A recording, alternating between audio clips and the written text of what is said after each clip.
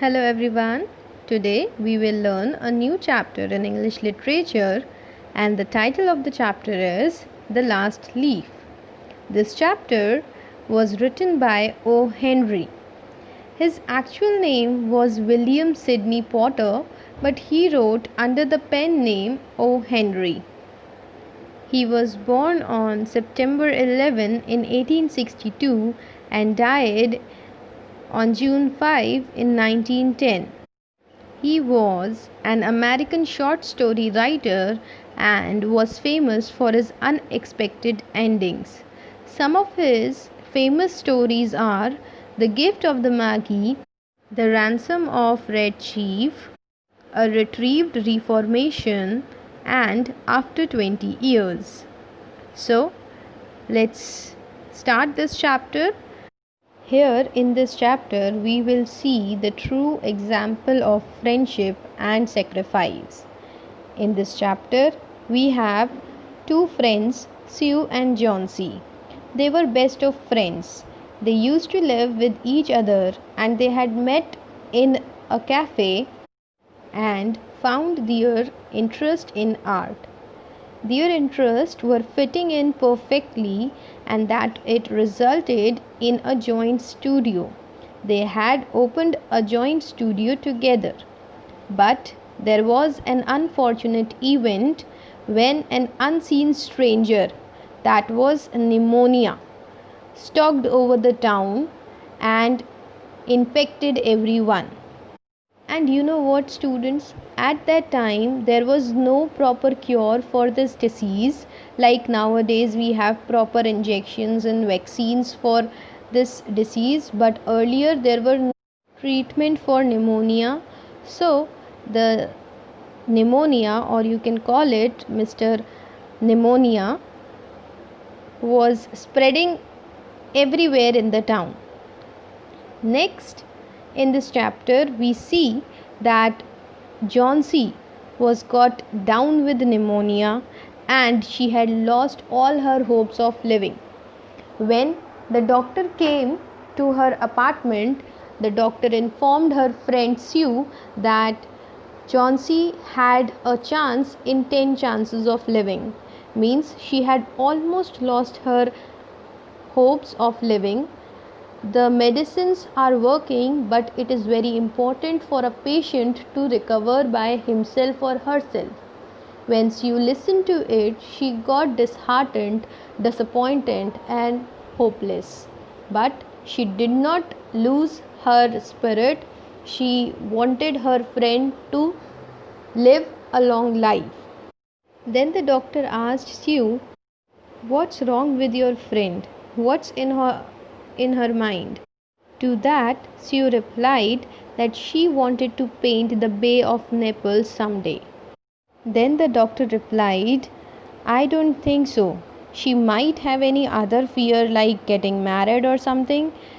To that, Sue replied that no, doctor, there is nothing like that in her mind. She just wanted to paint the Bay of Naples someday. Then the doctors informed Sue that then it's just weakness, but your friend needs to buck up herself and need to survive this situation. Only then she can get her healthy life back. Otherwise, there will be no chances of making her survive anymore. After listening to the doctor's word of advice, Sue decided to move to Johnsy's room, where Johnsy was lying still and looking out of the window. And Sue saw her and asked her, "What are you doing?" Then Johnsy replied that "I am counting backwards by looking at the ivy vine's leaf. One by one, the leaves are falling down.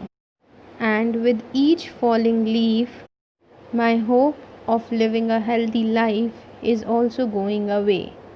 I'll be dead when the last leaf from the ivy vine fall off." By listening to this, Sue got upset and became disappointed. But she made herself up to make Johnsy feel better. She decided not to talk about anything wrong, but about a better life ahead. She scolded Sue not to look out at those silly ivy leaves and thinking about your death. Then there comes a new character in the story, and that was Mr. Berman. He was the next door neighbor of Chauncey and Sue. He used to live in their building only, and he was a painter too. He lived on the ground floor of their building. He was past 60 and had a moss's beard curling down from head along with the body of an imp. Berman was a failure in art. He had always been about to paint his masterpiece but had never yet begun it.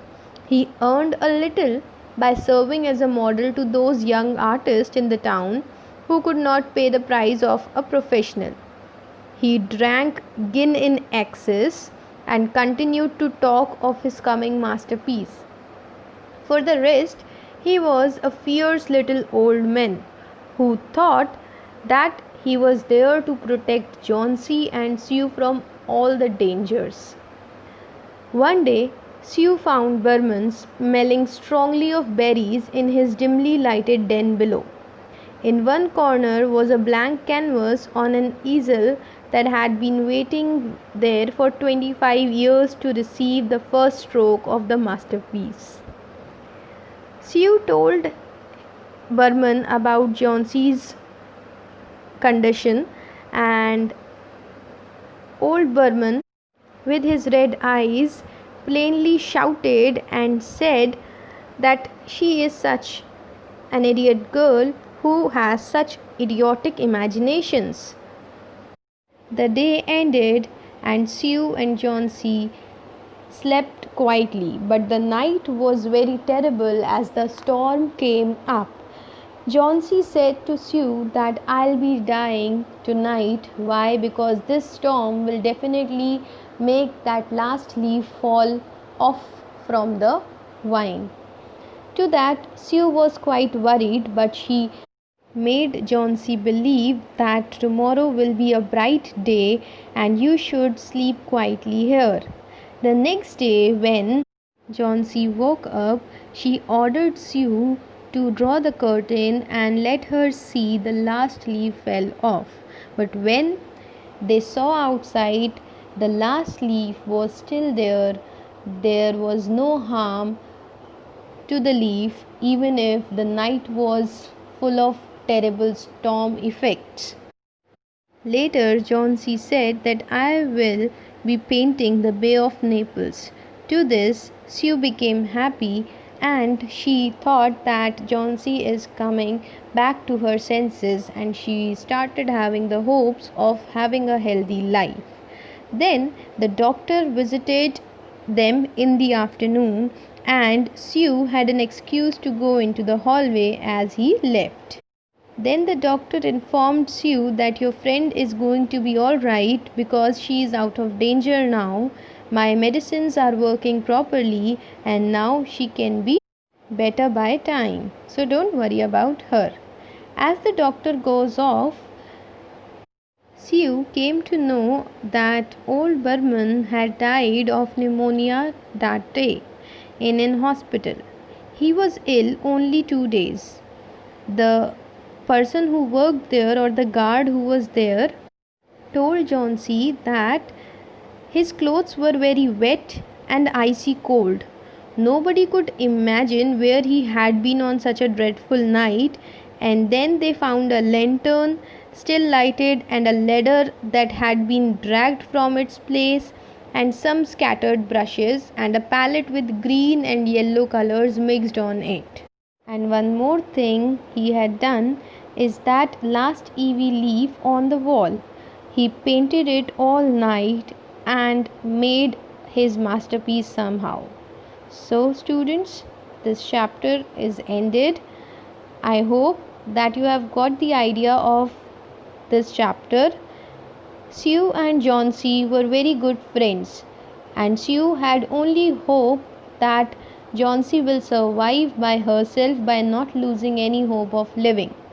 When she told old Burman about their condition, old Burman did not react nicely to her, but he painted his masterpiece and died somehow. So, students, this story shows us the true example of friendship and sacrifice of old Burman. I hope that there is no doubt in this chapter. Thank you, students.